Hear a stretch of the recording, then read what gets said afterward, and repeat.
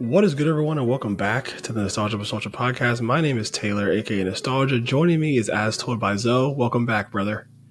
It's good to be back. Nice to see you. Also joining me is Kay Likes Everything. How you doing today?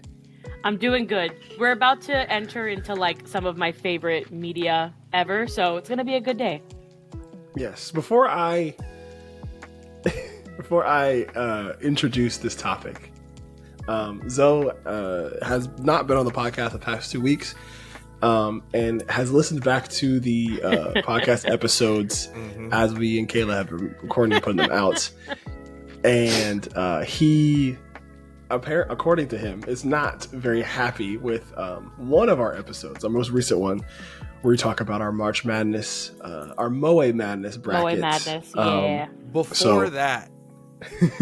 Because I genuinely thought I was going to be on the pod last week, but weddings, you know how that goes.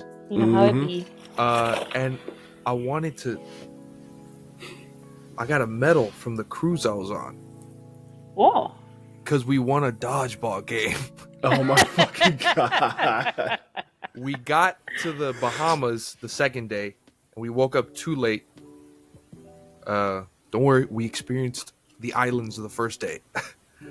The second day we woke up too late and we're like, and then we found out there was a dodgeball game and we played and the other team was being weird and they were cheating and we won anyway. Through the power of friendship? Actually, yes. See? because our team was just our friends and the other team was like people that they had to pick together. Pull together. Yeah. But yeah, what was the average age range? Were they like y'all's age or older? It was it was specifically adult dodgeball. Okay, because they didn't. It's like I thought you were about to just absolutely exactly nailing like 12-year-olds in the court. it was 16 and up. Okay, that's funny.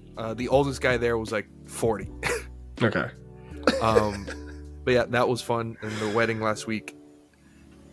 Kayla, you are so lucky I wasn't there. Literally, I could not have gone through last week's episode without an ulcer. If you hadn't been there. Because I'm looking at the bracket now. Toru. Yeah. Which is it? Toru Honda? Yes. Yeah. Okay. Because I was about to say if it was fucking Toru from Dragon Maid. No, I would have killed somebody. Also, I didn't make the list. AI did. So. But I think Toru Honda is fine. Toru Honda's great. I don't watch the show. I would have picked Kaguya, but I wouldn't have had a leg to stand on. Fair. Now, I wouldn't have let Nami go past the first battle. Really? That's just me. Now, Marin wouldn't have gone past round 2 because she was going up against Usagi. Yeah. But this is what I was saying when I was listening to the podcast. I love Nami. I do love Nami. And yes, there are people on Twitter where it's like, she's not important. She is. She literally is the navigator. Also, even if she didn't do anything on the crew, Luffy loves her. So she is important. Correct. Mm-hmm. But Marin is the story. Yeah. She just is. And fucking Nami's whole thing is being kind of sometimes one of the guys, sometimes one of the girls. She kind of rotates. I don't know. I feel like Marin's cuter. I feel like Nami pulls Usopp into being one of the girls. She's happens not all one the of the guys. Usopp is her bestie. Without Marin, the show wouldn't have happened, right? If there's no one that we need to make cosplay for, then there's no show. Someone that makes Gojo feel good about himself. Exactly. Yeah. But I don't know. I felt like it was hard because Taylor and I were trying to see like, okay, what are we ranking these people on? And sometimes it was about like their fighting styles. Sometimes it was about their relation to the story. Sometimes it was about their relevance to the overall plot. It really just depended. And I just felt in that moment that Nami should have moved forward. And Taylor, I think that you agreed with me. I don't even think we fought on that one. Moe means, but like Moe is another word for cute, no? Yes, but we just did that because it matched with madness. Yeah, it wasn't like it was like a rhyming scale. thing. Gotcha. Yeah. Because we've already ranked women on their looks before. Yeah, and I was like, this is a tough one to do twice. You know what I'm saying? I agree with Usagi. It doesn't matter what we were ranking on. I just feel like in this list and in most lists, she's number one. Yeah. Nezuko going around 2 makes sense because I don't like anyone from Urza's from Fairy Tail or High School. Fairy Tail. Fairy Tail. I don't like Fairy Tail. Me neither. So she would have gone, but I don't know. There's some Nezuko as a character is such a small little bright ray of sunshine. Yeah. She is surrounded by a darkness that I can't look past because I am so chronically online. Right. That it hurts every time. The first time I saw her turn into like the adult demon, I was like, "Oh, interesting." And then I go on Twitter, and everyone's like, "Oh!" So I'm like, "Yeah, it's nuts." Yeah. I guess I'm just not. I don't have a Twitter, so I'm not chronically online enough, and I just see her for the character that she is, and she is a little ball of sunshine in that show. Like, I don't know. She just makes everyone happy and bright. Like, what's the name of the girl with the green and pink hair? Mitsuri? No. Mitsuri. It is Mitsuri? Okay. So, like, when they go visit Mitsuri in, like, the other village, and they're, like, taking the little, like, hot springs baths together and, like, holding hands while they're walking, and she's like, oh my god, Nezuko, you make me so happy. I'm just like, it's just a baby. It's just a baby. And I love her. But I get what you guys are talking about. I get what you guys are saying. Winry could have perhaps moved forward in that round because I do love her.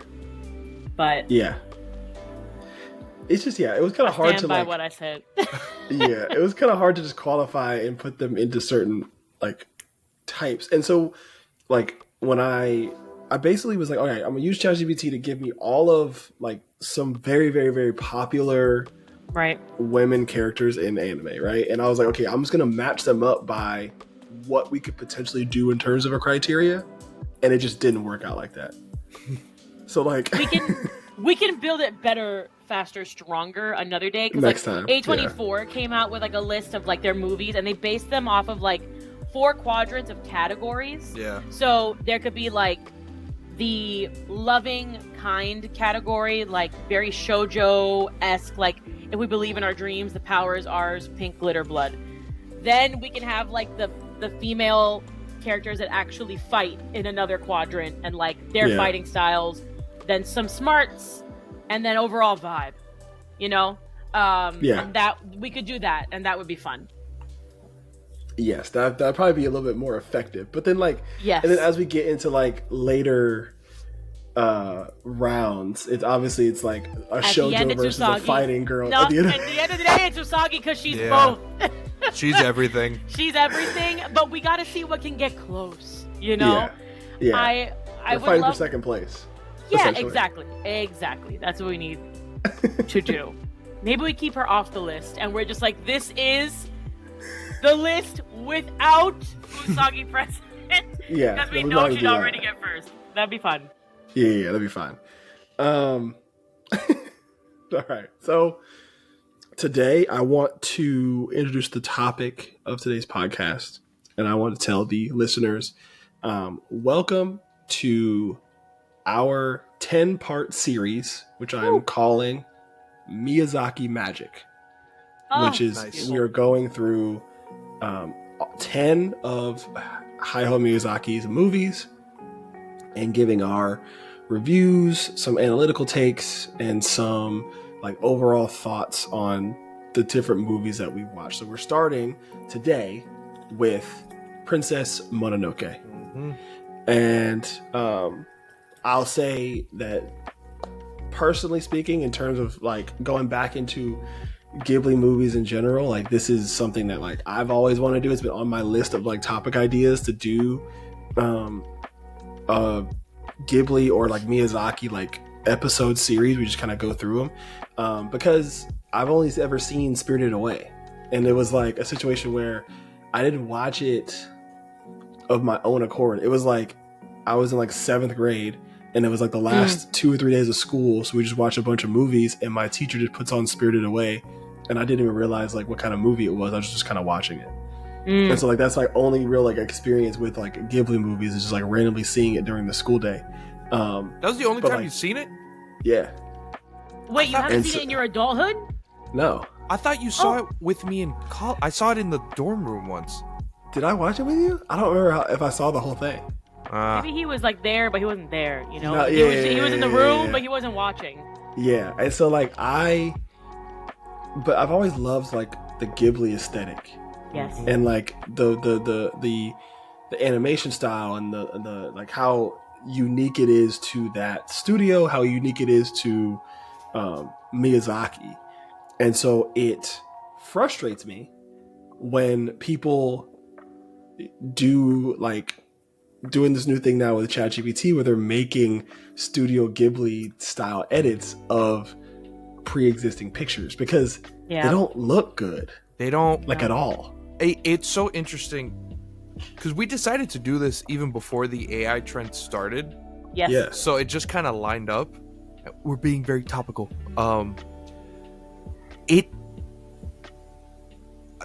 Seeing all these AI images and then comparing it to actual Ghibli, actual Miyazaki, for anyone who cares, you can immediately tell the difference. The soul is gone. It's like, but not even the soul. It's just not good. It's just what AI does. It's like, oh, lightly drawn with big eyes, and like that's kind of it. They don't do the backgrounds well. They don't actually even draw the humans that well. They're like weirdly chibi, which is not Ghibli at all. It's just odd, and it makes me so sad when people do, because I care about media. I just do. Even if I don't like it. Before you came on the show, Kayla, we had a Euphoria episode, and I spent an hour and a half ranting. Even when I don't like it, I care. Right. So to see people be like, haha, this looks like Ponyo, and like not care, I'm kind of like, ugh. Yeah.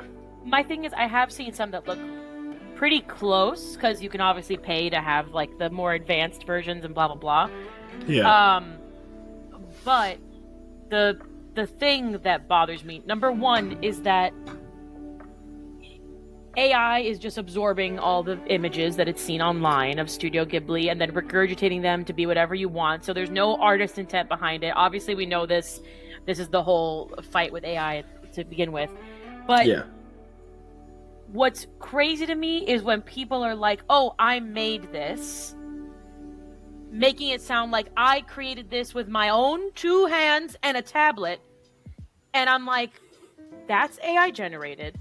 I know the app you used. It's the one that has the 4 quadrants where it's like Disney art, Pixar art, Ghibli art, some other 4th thing. Mm-hmm. And it looks bad. Like, it just looks bad, and you're just like, you're claiming the art to be your own, and it's not. And, Yes. What's his name? It's Baby No Money. He came out with a contest recently for people to cosplay as him. And then a lot of people were also doing fan art of the people who were dressed as him, but they were doing a lot in AI. And he stood up the other day and he goes, AI art's trash. It's going to only be real artists, and I'm going to actually commission ones that you want. so that we can all like do this together. And he's like supporting artists who are actually drawing his cosplay contest, and it's really cool. And a lot of people are mad at him because they're like, but I worked really hard on editing it and doodly doo, and it's like, you push 3 buttons. You literally put Baby No Money, Hatsune Miku, cute, and then you made him, and it's not the same. It's not the same, like at all. And and so to your point, Zoe, like the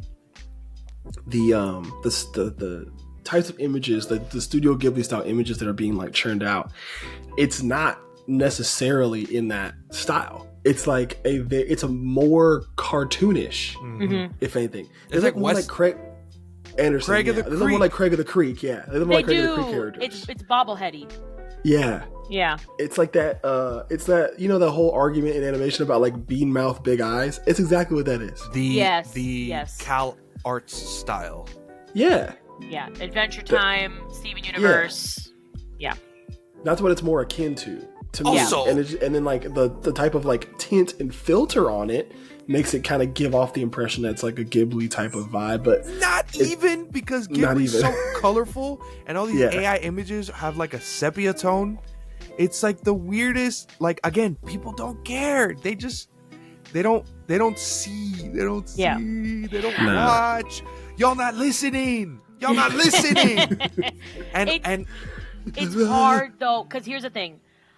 Like, as an artist, right? It pains me when people think the very common phrase of, oh, I could do that, right? Like when the dude a couple years ago in Art Basel taped a banana to a wall and everyone was like, I could do that. And it's like, yes, you could. But you didn't. And he put in the work and he thought up this concept and he did it and blah, blah, blah. When you are creating art, especially like if you're copying an art style, right? Like any other artist who would copy, even if it's not good, copy a Studio Ghibli art style and then sell it or post it online, gets taken down by the website that you put it on for violating copyright rights. But AIs don't get in trouble to do that. So people can continue to regurgitate these same drawings out with AI, post it as if it's their own art, not get in trouble because it's made by AI and not them, because technically the image is made by pre-existing images. And then the other artists are suffering in the background going, well, I wanted to do a Disney style of this princess, or I wanted to do a Ghibli style of my, D&D character, blah, blah, blah. And then they get in trouble. Right. Yeah. It's frustrating. And the worst part of it all, some of these, because everything has to get political, and a lot of these people who are posting these AI images are grifters. I'll just leave it at that. Mm-hmm. And so they post these things to push buttons. Someone made a Ghibli style of the picture of James Franco on the noose from The Ballad of Buster Scruggs.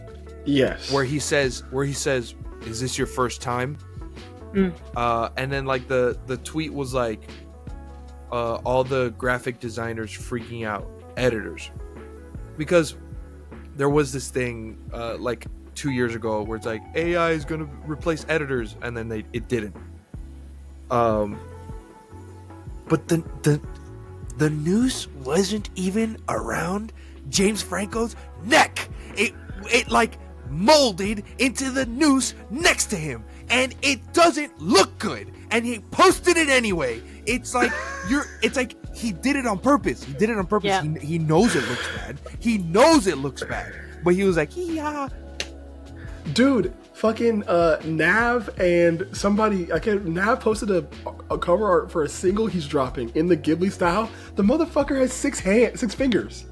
Oh. Like he's like doing this, but there's an extra, like he has another finger here. So it's crazy to me how AI can't understand hands and eyes properly a lot of the time. It's insane. 2 things that actual artists have a really hard time drawing. Yeah.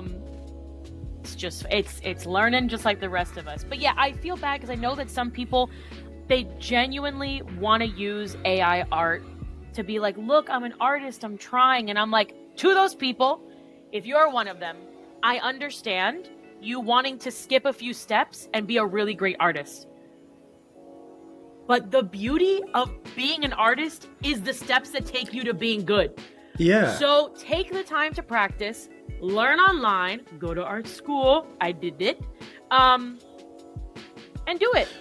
Yeah, but also the quest to be a better artist is you kind of take that away from yourself. Yes. Because everything that you churn out through that generator is going to look exactly like the next dude doing the same thing. You haven't really developed your own artistic style. Mm-hmm. Yeah, exactly. You can't call. I mean, you're robbing yourself of the experience to create something actually brand new and worthwhile. Personal to you, yeah. That's in your own type of brand, own type of style. Like Miyazaki didn't get to the style, the painstaking style that he had just by churning out images or suggestions into a prompt, into a generator that produces an image, right? Like he had to go through, those people had to go through and draw that. Like that was like a concept that he thought up.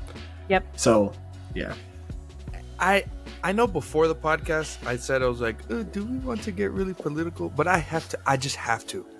Yeah. I have to bring this up because I thought about this and it's been bothering me ever since. So many people. And you know what? Fucking Asmongold. Fucking dirty ass, tooth blood on the wall Asmongold. He said something like, oh, graphic designers, this is pretty bad. Like, this has been a bad week for you. Go be a plumber or something. Wow, that's extremely rude. Where was this sentiment when we were kids in the late 2000s, where South Park was making fun of you guys for being like, oh, the immigrants are taking our jobs, but now robots are taking people's jobs and you're fine with it, right? Huh? What the fuck is going on now? Right. Number one, he's being insulting because he's crushing someone's dream. But number two, he's also insulting plumbers who make a lot of money. A lot of fucking money, A lot of money. If you got the strength, shoot, I should have gone and been a plumber. I totally understand. But or a garbage man. They make a lot of money too. But we were always promised as kids that, artificial intelligence has been around for so long, right? And we were always promised as kids that it's going to do the jobs that people don't want to do so that people can create and do the good things that we put into the world. But every single mass company that's building AI is focusing on, we're going to get an AI to write an original book. We're going to get AI to write a symphony. We're going to get stop teaching it to do those things. Have AI do my taxes good and well and pull in all the information from the internet so I don't have to go to TurboTax to give them an extra $69 when it's so annoying. I can't stand tax companies. Why are you charging me money when the money I don't know why I have to give you anything? Mm-hmm. Anyway. Y'all use TurboTax? I used to use TurboTax. I know. I used to, and it used to let you do the free one all the way through, and now it doesn't. So you're telling me on top of the money I owe the government, you're gonna make me pay another money? No, actually, burn in a hole. Burn a hole to ashes. I spit on your grave. Oh, makes you so angry. Boy. But yes, that's what it should be learning to do, so that even the tax people can be set free and go and touch grass and feel joy, because you cannot feel joy in that job. You can't. I cannot believe that you can. Oh, okay. I didn't think I was going to scream this early. It's okay. I'm sorry. It's all the Diet Coke. I would love to see Miyazaki's take on all this, because I know he's pissed. I know he's upset. I know he does not even. I'm sure that man is ignoring it. He's like, ew, gross, tomato, tomato, tomato. He had a quote a while back. It was like AI is like a plague or some shit like that. Like he said. I'll look right now. It's he said because he's super dramatic. He was like, he was a plague on humanity or some shit. Yeah, something like that. Yeah. Hold up, Miyazaki talking about AI. What does he say? He says it is just a machine churning out soulless. I can't say this word. algorithmic beauty, art without a soul, an insult to life itself. That's an insult to life itself. An insult to life itself. He's so dramatic. What the fuck? He's so baby girl. Junji Ito's very baby girl coded, but like it's very that Miyazaki is just an art, like a classic artist where it's like the world is burning and dying and I am here but a witness.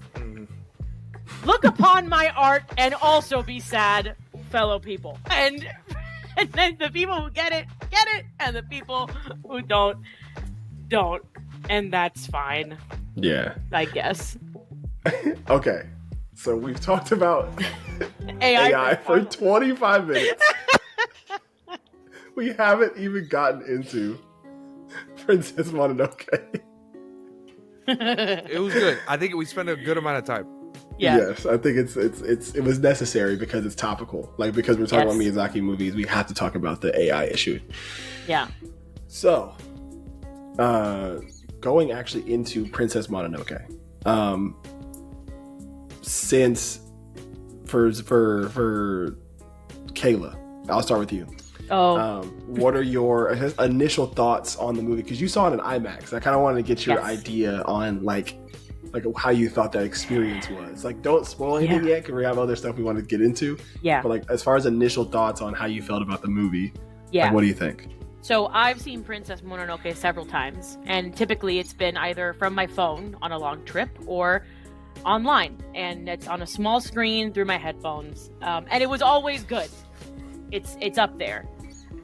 Seeing it in IMAX and hearing the score and seeing the art on such a big screen moved me more than seeing it before. Like, I had never cried watching Princess Mononoke before I saw it again in IMAX.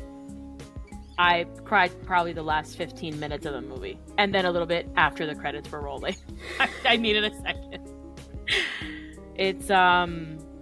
It's very powerful, and everyone in the theater, I think, knew that, because we were all so attentive, and there wasn't a phone out in sight. No one talked. It's almost like it almost is like, what's that word I'm looking for? That starts like an R. It's like we're giving like reverence to the movie. Like, it's weird. It's very important for the world, and that is what I will say. Zoe, what are your, I guess, initial thoughts about it? So my journey with Miyazaki, I think it usually 95%. It usually starts with Spirited Away for most people. But then after that, I just saw like random ones. Because I feel like the big three are Spirited Away, Howl's Moving Castle, and Mononoke. Yeah. Mm-hmm. But then like after that, I saw Porco Rosso, which is great. Castle in the Sky, which is cute. Saw The Boy and the Heron when it came out. Ponyo is one of my favorites. And what'd I say? I said it was gonna be an ad. I tried to make it cute. I started looking behind you. I was like, happening back there. I tried to make it cute. For our audio listeners. Zoe was playing like anime, like something in the background, and he's like, before we start recording, he was like, I know as I'm talking there's gonna be ads in the background for this. That's fine. It's fine. And it would be when I'm talking, right? Right. What was I saying? You gotta turn that off. It's so distracting. It'll be off in a second. I Dude. get to skip it in 7 seconds. I'll just stare at. I'll just stare at Taylor until it's done. Because if I look at that screen, I'm like. Yeah. There we go. Okay. So I'd never seen Mononoke, and I saw it for the first time yesterday, and like immediately, it's like it ended really late, So my letterbox review for it was just holy shit. I did not know at all what this movie was about. Oh, what did you rate it? 4.5. 9 That's good. out of 10. Yeah. I did not know what this movie was about. I had seen the Demon Pig before. Yeah. But that's it. I thought the main character was gonna be San, which is not even. I thought her name was Princess Mononoke, which I guess, but like whatever. I mean, the villagers call her that. Yes. But Yeah. that's not what her actual name is. Yes. Yeah. It's so interesting because it's from 1997, Mm-hmm. but it looks still so good. Crispy. The animation is incredible, and it is like it has the skeleton of a Miyazaki movie, right? It's like about the environment, little guys, because every Miyazaki movie has to have little guys, A little guy.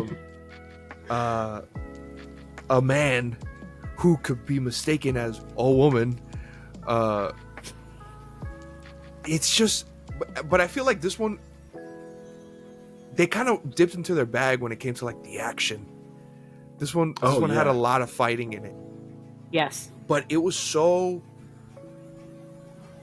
you can see, at least for someone like me, like this was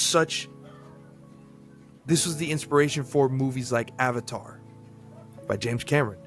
Yeah. But also the other Avatar, when it came to like the Forbidden Forest and the spirits and gods, that to me felt like The Last Airbender, when they talk about their spirit realm and their gods and their, the forest god is a fucking guy with a human face, and I forgot the name of the face taker in The Last Airbender. Oh, I forget his name all the time. But yeah, that worm thing with the mask. Yes, you can see how this has inspired so many people. Yeah. And because I had to, I go looking it up and I see what like the Wikipedia says about this movie. This movie made Miyazaki what's it called? It contributed to his status in Japanese society as a bunkajin.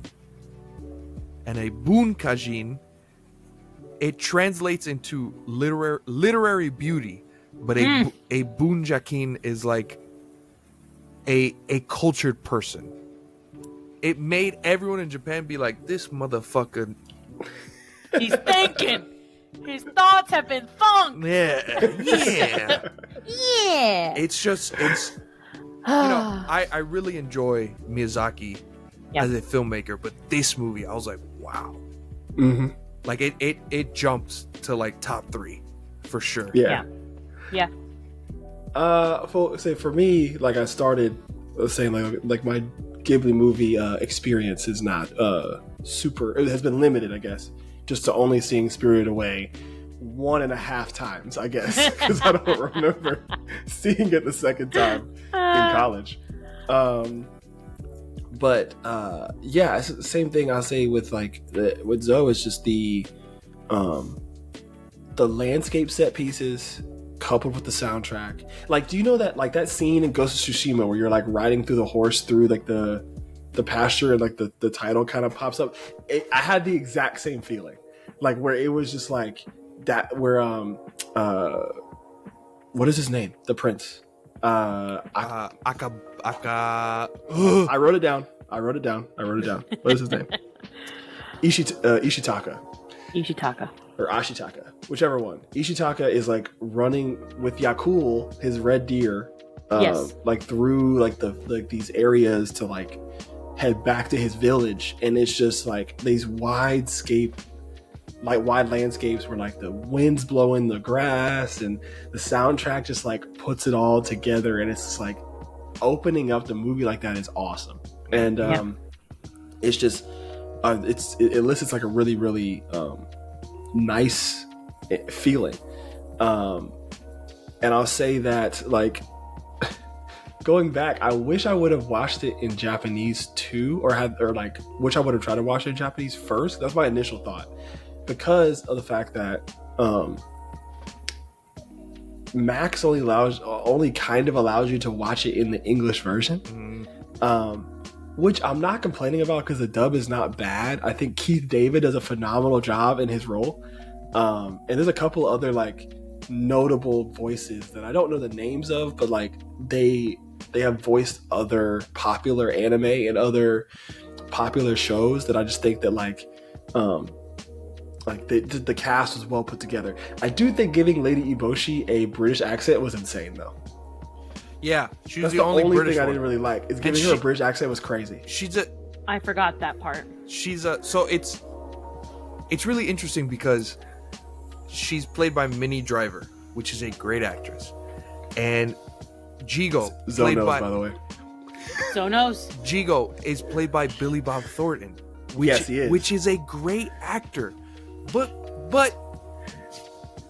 this Japanese movie set in Japan, set in a, it is fantastical, but it is a specific period in Japanese history. It's not the Edo period. It's the Emishi period? No. I'm pretty sure it's Muromachi period. I definitely butchered that. And to have Billy Bob Thornton's country ass be like, we're gonna hunt the spirit of the forest. Like, it is a little odd. Yeah. Even though he did good, it's just his fine. Inflection does not fit. No. Right.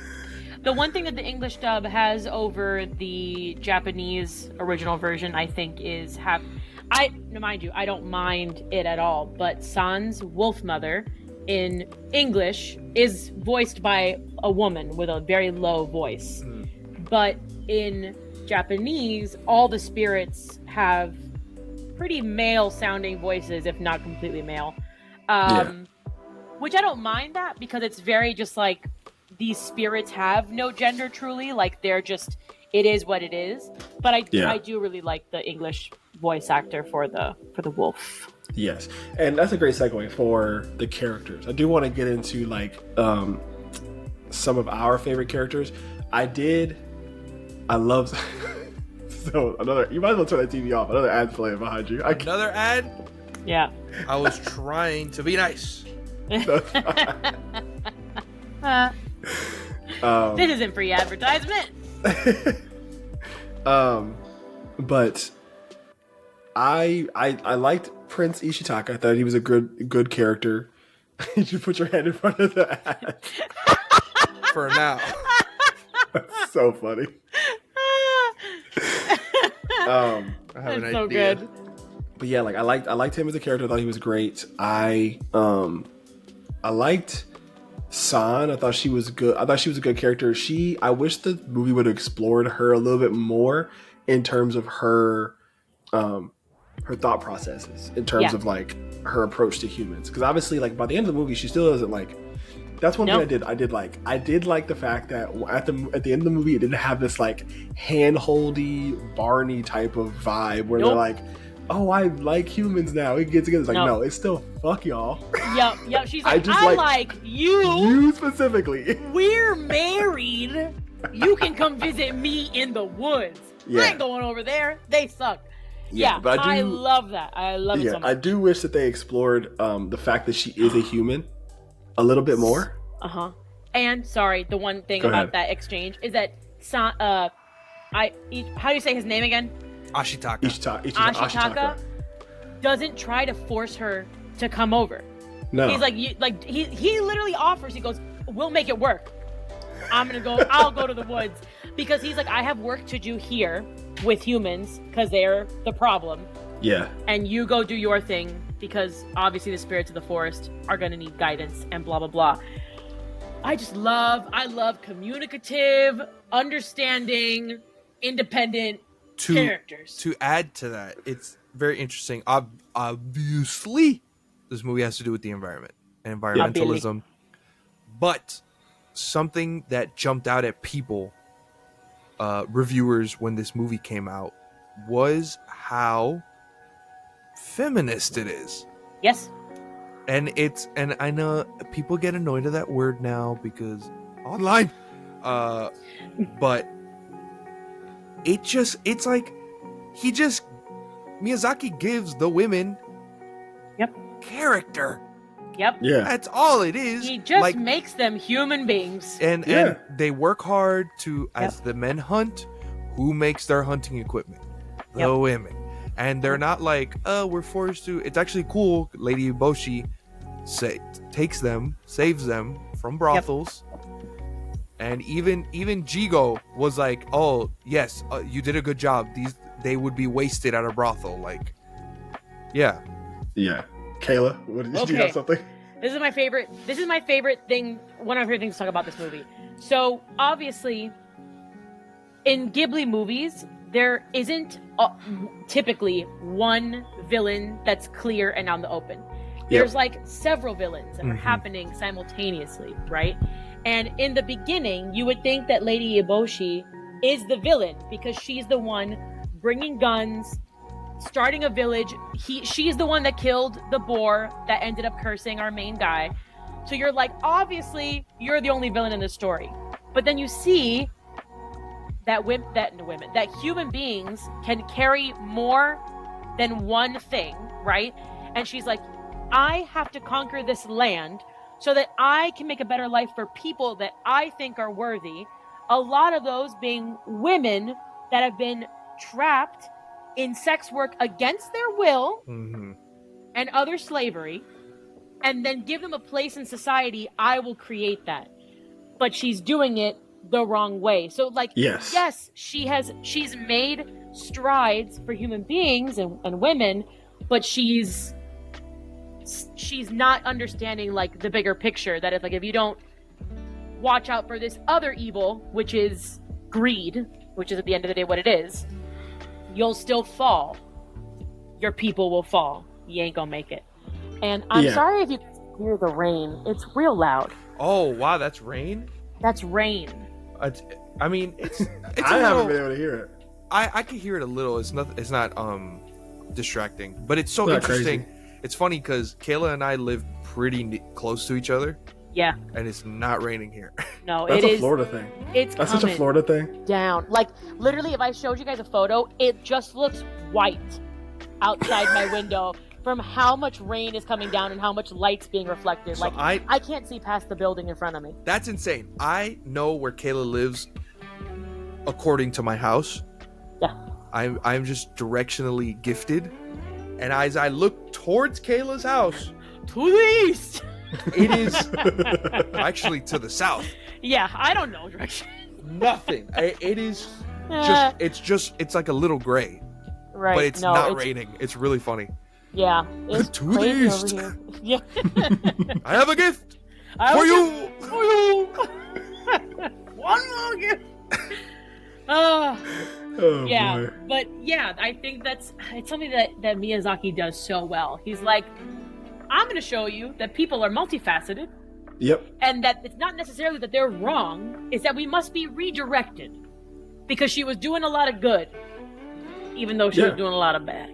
Yeah, with like even to like the people that had leprosy, like giving them a job of like actually making the guns and stuff like that. And them telling the prince, they're like, please be kind to her. She makes us feel human. Like, she's the only one who even talks to us. And I'm like, yeah, exactly. Well, so then it flips, and I love Moro, San's mother, like the wolf spirit. Yes. Because it's funny, she's supposed to be used as this like weird like foil to bounce off of like San and Ashitaka. Mm-hmm. And I don't know if this is maybe like an intention, but I feel like Moro's possesses a character you're not supposed to like at all. Like, because of the fact that like, she, like San, just has this utter disdain for humans, right? Yeah. And you could kind of see her as this kind of like buffer between the romance between San and Ashitaka that you kind of want as like the viewer watching. But like when you see her communicate with Ashitaka and talk to him, like you can tell that it's a situation where she still does not like his kind and still treats him as such, but like there's still that hint of like I respect you for what you're trying to do. Yes. But I do think it's so funny that last conversation they had when he came out of the cave and she was like, "You can jump, nobody would care." Right. Like, that's crazy. But then before they go to war, before the boars go to war, Moro's like, "Son, you can leave now. You have a life outside of this. There is a life." I think the line is, "You have a life with him." Yep. Because she's still at the end of the day a mother who loves her child. Oh, and that part where she tells Ashitaka, she's like, "I love my," as she calls her, like, beautifully tragic or beautifully ugly. Beautifully ugly. My beautifully ugly child. I cried at that point. Yes, I did, without shame. Because oh my gosh, it's just like, she hates humans so much, but through her love for her child, because they threw San at Moro, at the people that left her behind, threw her to distract Moro and run away. And she was like, "Humans are so evil to leave a baby behind, so I will raise her." And she like loves her, even though she hates him. It's so good. She loves San so much that she is like willingly what's the word, delusional about it. Yeah. Because Ashitaka's like, "Hey, she's human," and she tells him she's neither wolf nor human, she's something else. Yes. Yeah. But she doesn't say it because she believes it. She's saying it because like she has to. Yeah, she's choosing to be delusional. Yes, in order to love her child, she is believing that San is some other third thing. Yeah, you know, for sure. The rain is aha. It's moving north.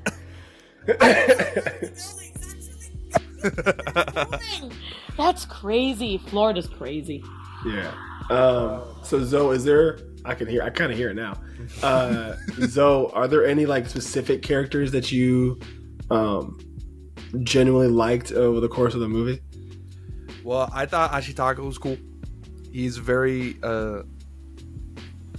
he is, because I always got to bring it up, he is what Persona wants you to feel like, where everyone kind of likes you, but it's not like, it's not weird. It's not like a, "Oh my god, you're the best guy ever." It's just because he is just, he has that air about him. Yes. Yeah. He is a prince, and he thinks a certain different way.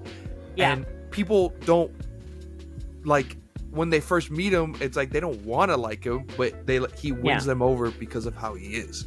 Yes. Yep. And I love when the women are like, they're like, "Oh, you actually came to like go help out in the area where they like pump the water or the fire to make, they pump the fire." Yeah.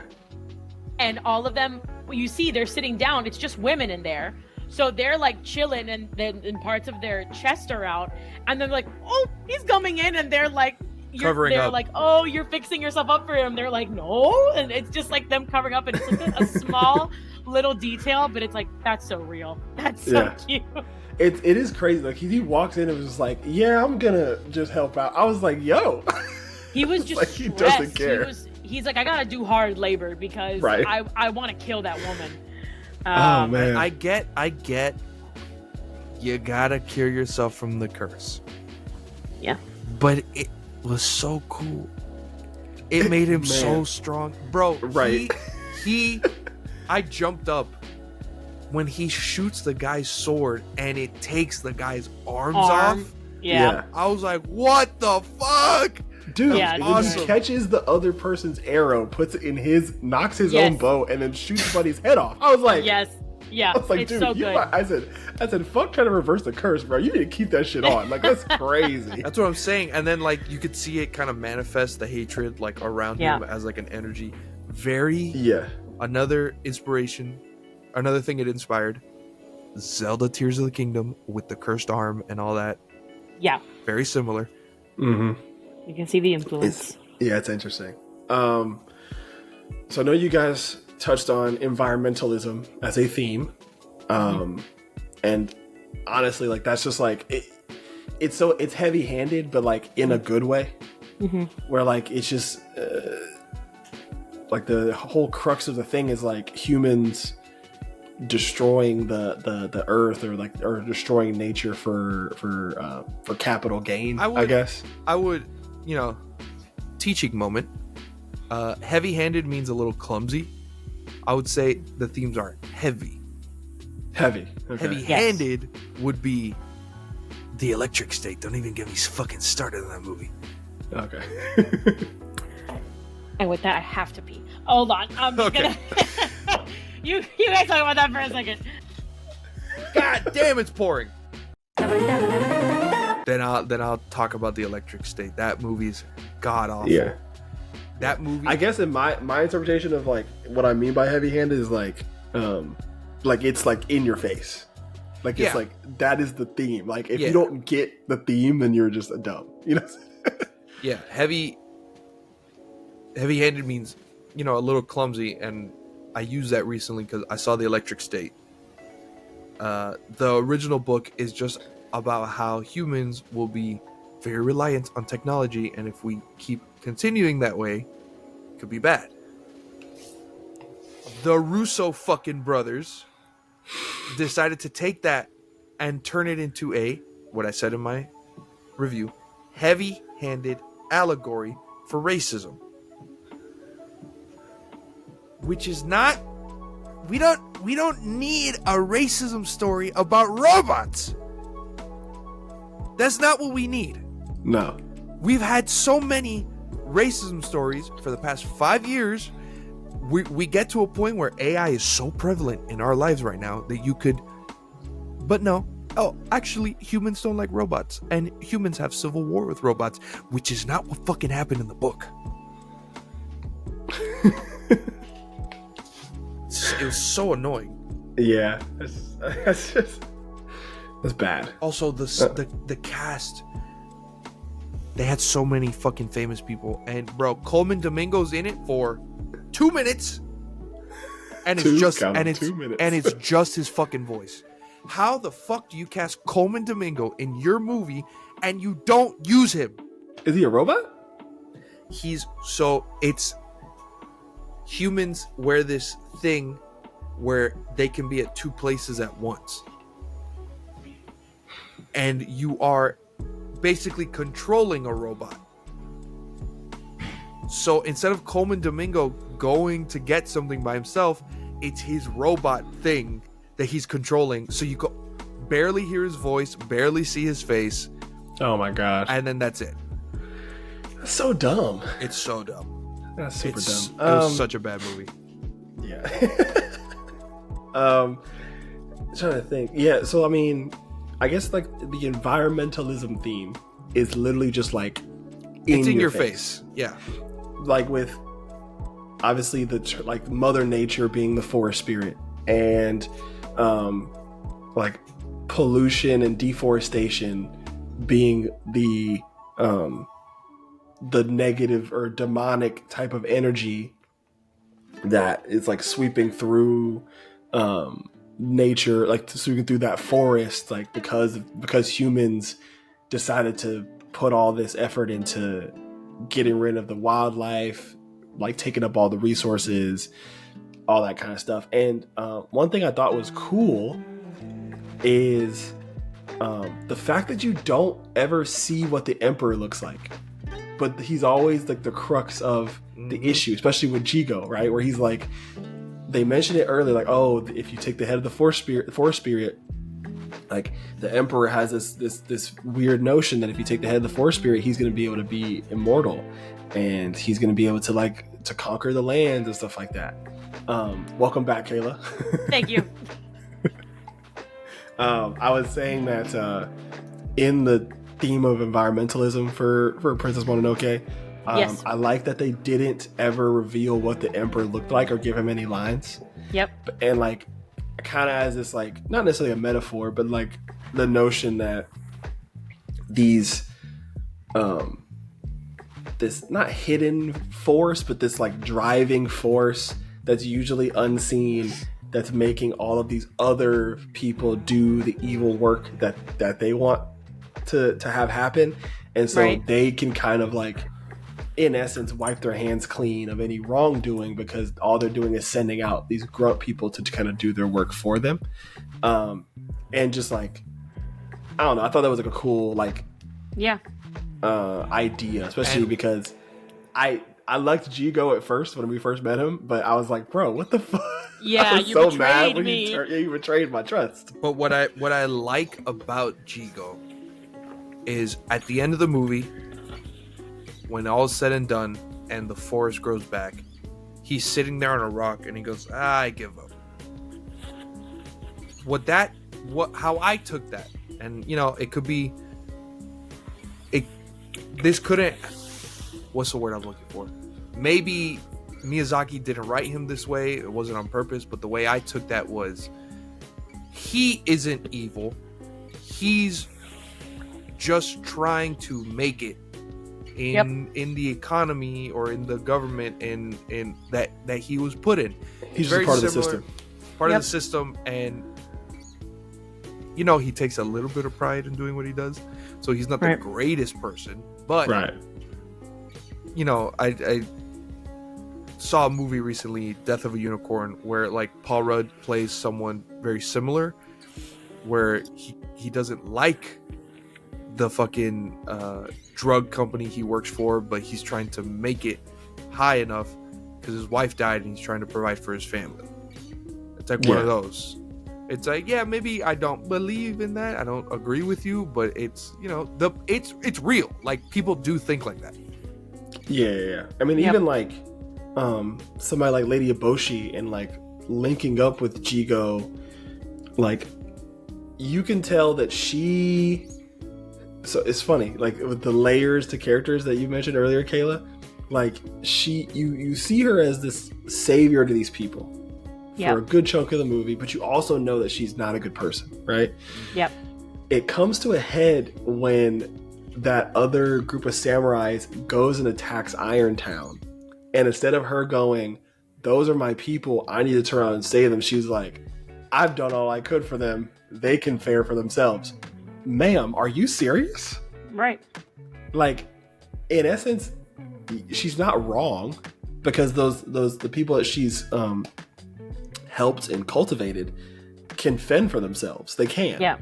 But at the same time, it's like, you'd rather go through with this plan that has detrimental consequences at the expense of just hoping that your village is going to be there when you get back.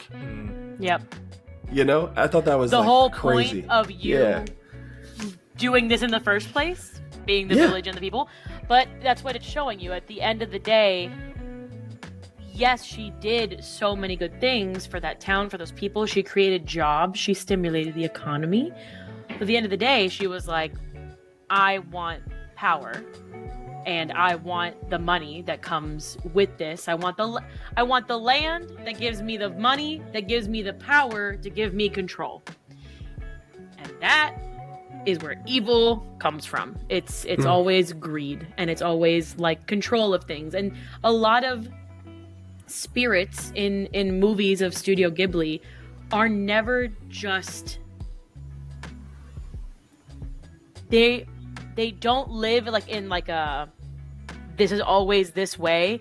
Even the deer god, he is the god of life and death, and they're like, he decides. We don't even know how he decides.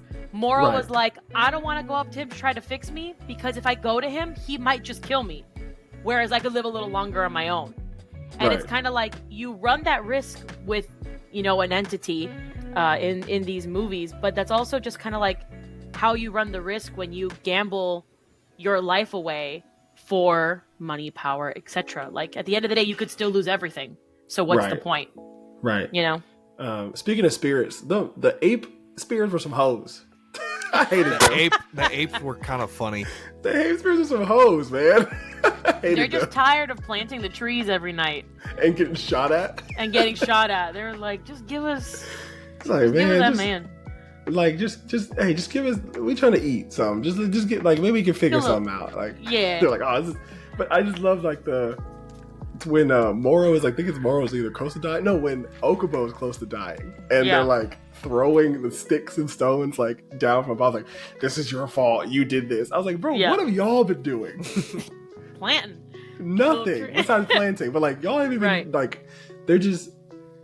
I do like them though, because they're like the.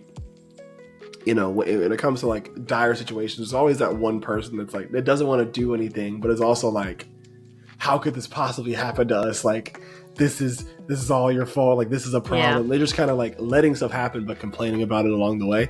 Yeah. So I thought they were interested. They were an interesting dynamic to like the other spirits, but they were some hoes. I couldn't. They are funny. They're kind of like the people who have a lot to say about the environment, but then don't do much to help it. Like, and they try to find a way, like a easier way to just to fix it. Yeah. Mm-hmm. Yeah, a way, and there is no, and we understand there is no easy way to fix what is currently broken, right? In our system, like even recycling that we do, like all the, even if we do our very best, there is a consequence at one end of the, of the spectrum when you're trying to do like one good thing. But it's kind of the apathy of just like, oh, well, today I drank out of my metal straw, so I have a different air about me. I'm better, that sort of thing. That's kind of their out. They were like, oh, I'll just eat man. Problem solved. Gain manpower. Gain manpower. No get shot. And then that's that.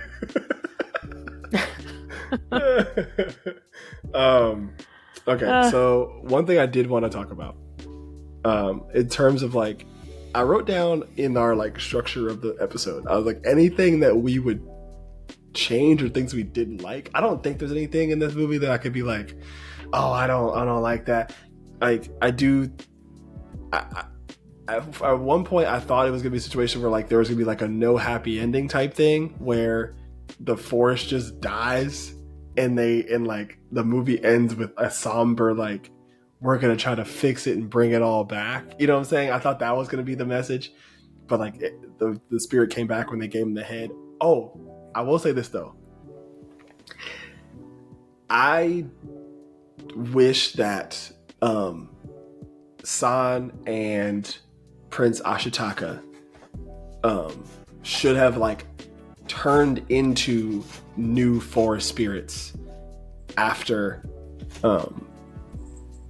they gave the head back to the forest spirit, instead of like a situation where they just give the head back and their curse is gone. Like there was no real like super concrete way of saying, oh yeah, like this is how you get rid of the curse. It was just a situation where it's gonna kill you.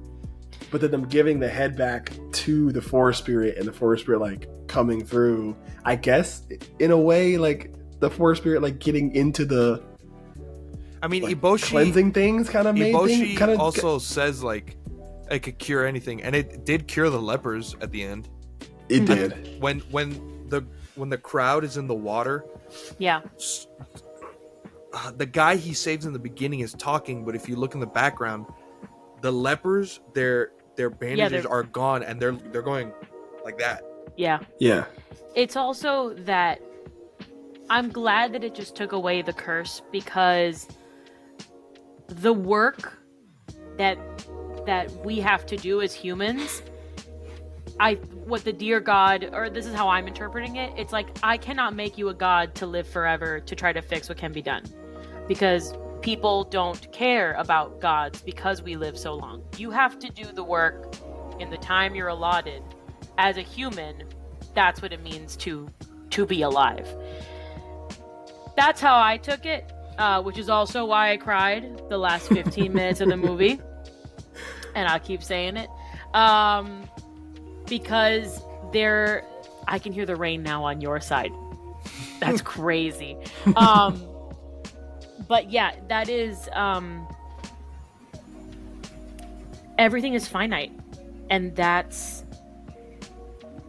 that's beautiful, but it's also really painful. And that's why I started crying when the boar god, because he's blind and he just smells the skins of his warriors. Yeah. He's like, "Oh, you guys are back from the dead. We're gonna do this together. We're gonna be together."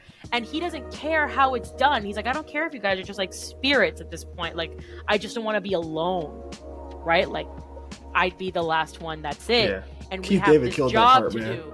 Oh my god, Keith that David part is killed that so part, man. painful. It's so absolutely mortifying.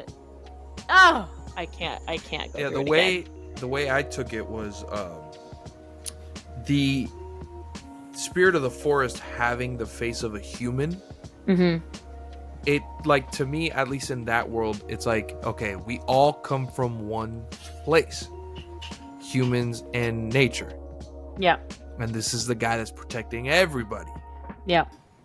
And then, greed kills him. Mm-hmm. And so the reason why there's no new spirit is basically him saying, like, I'm tired. Yep. You guys handle it. You gotta figure it out. Not, yeah. like, Okay, it can't be just me. Now it's both humans and animals. Y'all have to coexist. Yes, but that's also the line that I put in my review. It's my favorite line from the movie. It's San says, "Even if all the trees go back, it won't be his forest anymore. The forest spirit is dead." Mm-hmm. And then Ashitaka responds and he goes, "Never. He is life itself. He isn't dead, San." And it's that he may not be alive in the same way. He doesn't have a physical presence anymore. But just like the little forest spirits, when they appear when the forest is healthy, he is the forest. He is growing. And who knows if he'll have a physical form again someday. It's just like, this is just how it has to be right now. Like, I'm taking a step back and y'all got to do the work. And from a religious standpoint, he could be Jesus. Could be Jesus. Jesus died, but he's not yet. The Spirit of the Lord is here.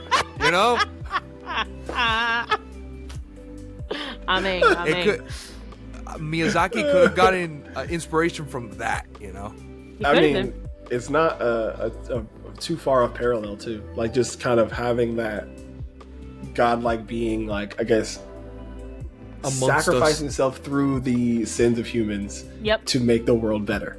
Yep. And saying you have to do the work. Now you got to figure it out. I'm gonna leave you my spirit, but you got to do the work. Can I just say that the forest spirit is nightmare fuel? Yes, he's terrifying. He is scary. Biblically accurate forest spirit. Biblically accurate forest spirit, but also so insanely powerful that when the movie just goes completely silent, it is so unnerving.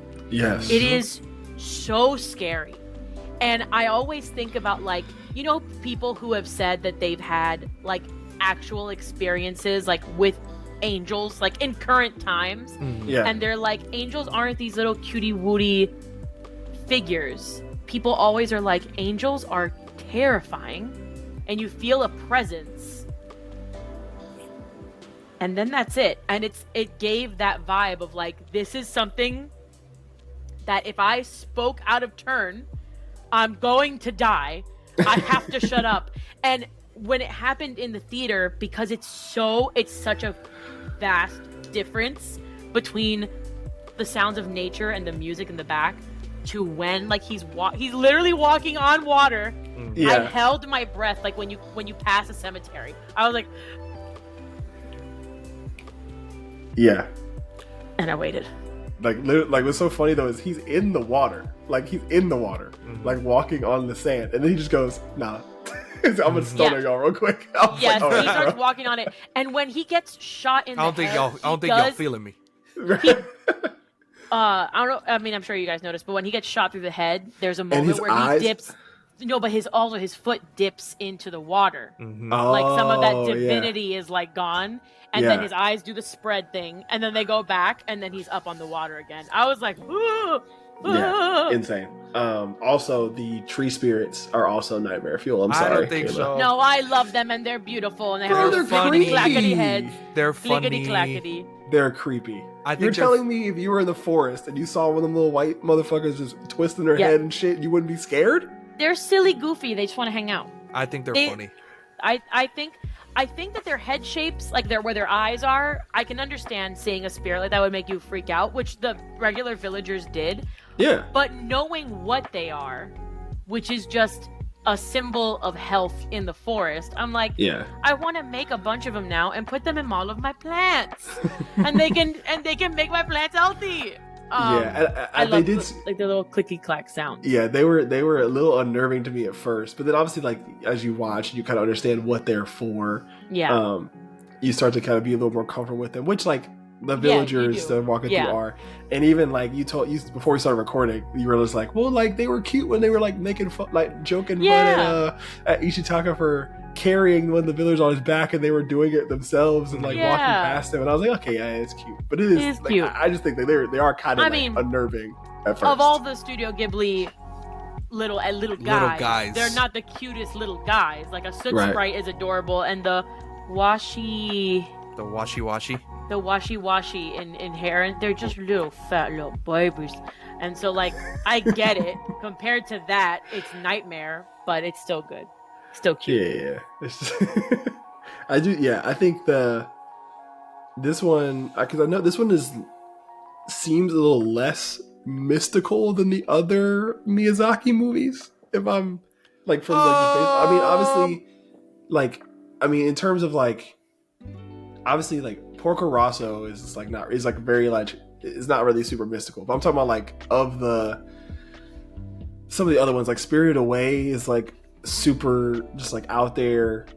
Howl's Moving Castle is super out there. Ponyo's super out there. You know what I'm saying? Like stuff like that. Like, I think this one is definitely more rooted in a world similar to Earth.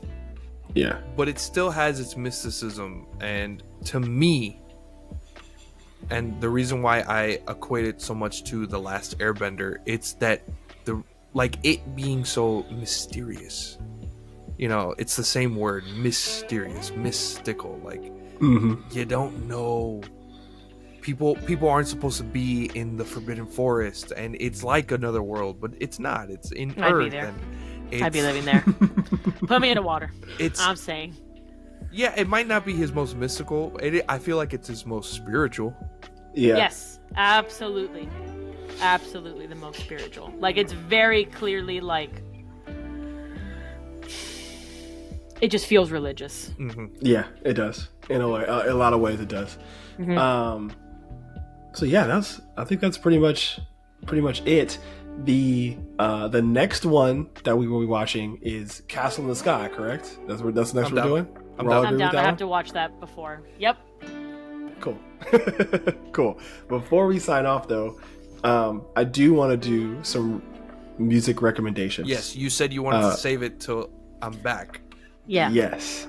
And in that, with this music recommendation segment, I wanted to specifically talk about John Bellion. Yeah. I remember him. I was his shining armor. I don't know song.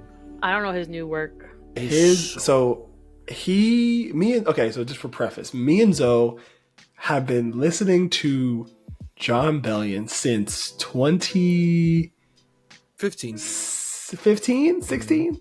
Honestly, I've been listening to since The Definition dropped in 2015, 2016. Which is one of his older album mixtape, whatever. And I've been a fan of him for a long time because of his music, but also just who he is as a person. And you can kind of see that through he used to put out these YouTube video series where he would just show you how he made the songs and his thought process, his artistical vision, how his songs start off versus how they finish, and the meaning behind a lot of the songs that he makes and stuff like that. And that just kind of it inspired me a lot. So I've always been a huge fan of him. But he took this super long hiatus off where he was only just writing songs for people. There was a little joke. There was a little joke there because he's John Bellion, JB, and he wrote songs for Justin Bieber, JB, and he wrote songs for the Jonas Brothers, JB. And I was like, oh, what the? And then he started writing songs for everyone else. Yeah, like he's written like so many songs that have hit like K-pop. He's written K-pop songs. Yeah, that's awesome. Yeah, he's written so many that have gone to like that have charted really, really, really well. And so like every once in a while, you'll see like he'll post something about a song he's written making top 100 or whatever. And in my mind, and I'm telling Zoe, I'm like, bro, like he has to make something. There's got to be something else he has coming down the pipeline. And lo and behold, he drops this song called like Kid Again, and super dope. Like really love the song. But then like he got out follows of it up his, with he got out of his contract. He didn't want to make music to have the record company own it. And so he just didn't drop anything, and his record company got so angry at him because they were like, you still owe us an album, and he was like, nope. So they were like, fuck it, we don't want you on. We're just letting him go. And as soon as that happened, he started dropping music again. Yeah, good for him. And so he's come out with Kid Again, and then he just released a new single not too long ago called Wash.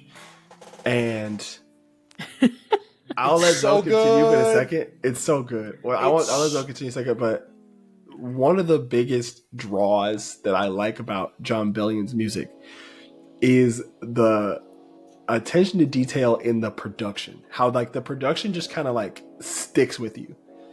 I can't tell you how many times like I've been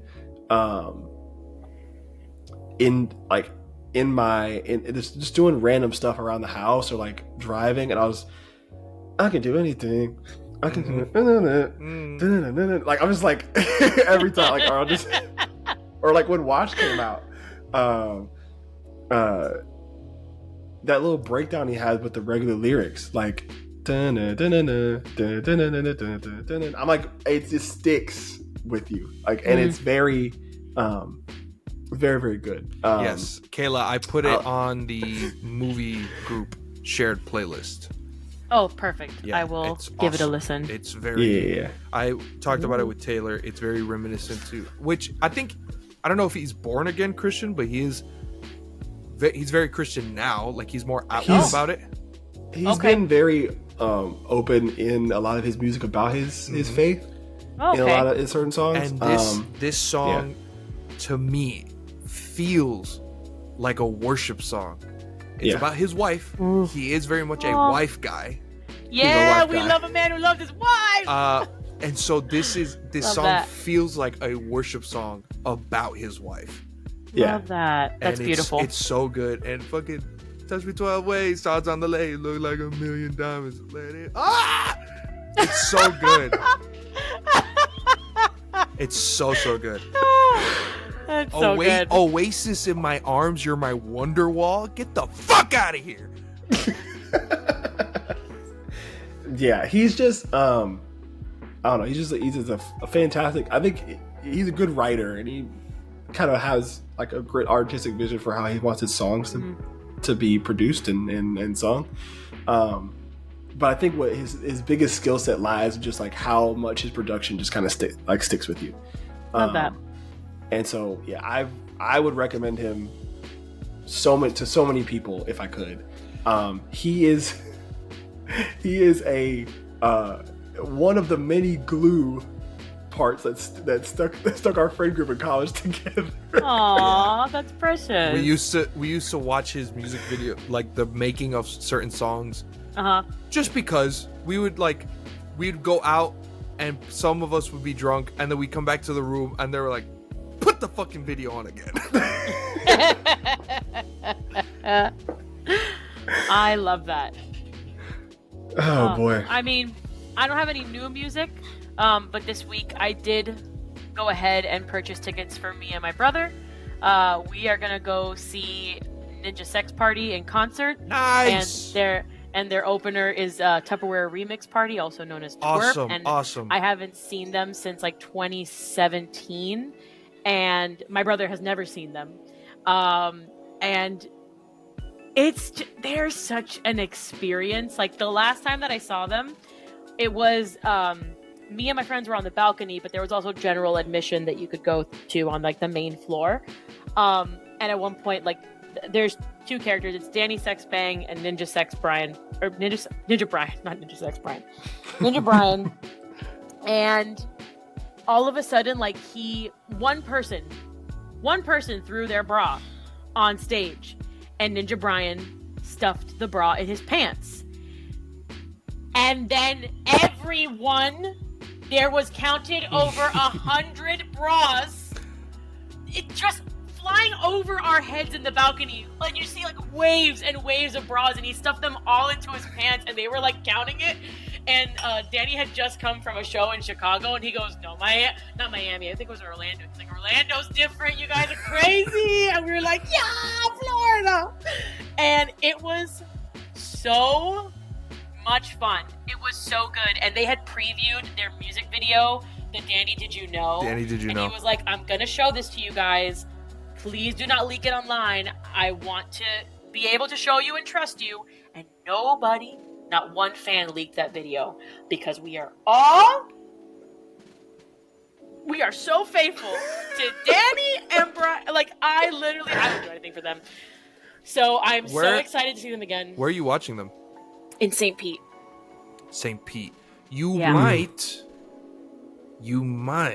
get lucky, because they did drop a new Starbomb album. And Starbomb Aaron might come, because Aaron did pop up during my last one too. And Aaron's from Florida. And I know whenever they tour, they always go to Disney. Yes. Whenever they go to Florida. Wait, you're so right. I have to go to Disney that whole week, because I'm going to catch them and I'm going to kiss them all on the forehead. I love them. Big Aaron game Hansen grumpers. and over here. Danny, and Ninja Ryan, if you guys are listening in a very platonic, very I love you way, just let me kiss your foreheads. I love you, and I just wish you so well. Like, I hope you get to experience Thunder and Lightning in person, because that's my favorite song by them. It's also that like Tupperware Remix Party is like Twerp is so much fun, and when they play with Danny on stage, it's so good. And the main singer, which is the guy with the traffic cone head, he does these super high kicks on stage, and I will come back hoarse that weekend. Mark me words, because I am going to be screaming my head off. I'm so excited. So that's my another music recommendation. I don't know if you've heard this. Tactile Sensation by Tupperware Remix Party. Featuring Planet Booty. Planet Booty. Dog, what are these artists names? They're so good. What are we doing? Bro, that it's a funk song about dancing with a girl. Awesome, super fun. I love it. Yeah. And then they're just called Planet Booty, and it's funny. Twerping Planet Booty forever. That's all the song. That's crazy. I love it. So if you guys, all the listeners, give a listen to Ninja Sex Party or NSP, Tupperware Remix Party, otherwise known as Twerp, John Bellion. Who else? Is that everyone? That's it. Mention everybody? That's it. Wallows came out with an album. Wallows is a good album. The lead dude in 13 Reasons Why. 13 Reasons Why. If you never heard him, like he's in a Jensen. band, and his band's pretty good. I did not know. But wow, this is the longest episode we've recorded in a while, I feel. Oh, for sure. It's because we reunited for the first time in 2 weeks. And now I'm hungry. Let me eat. Yeah. All right. This was very fun. This was fun. So keep on lookout for part 2, where we go into Castle in the Sky. If you have not watched Princess Mononoke, I hope we didn't spoil it too much for you. We want you to go watch it if you haven't. Give us your thoughts. What kind of things did you take from it? What kind of characters you rock with? Did you like Moro or not? Because I know a lot of people are not going to fuck with her. But yeah, y'all got anything else? Or are we good? I'm good. I'm good. I really love that movie. All right, cool. Well, all right. Well, I've been Taylor, aka Nostalgia, as told by Zoe. K likes everything. We'll see you guys next time. Peace. Bye.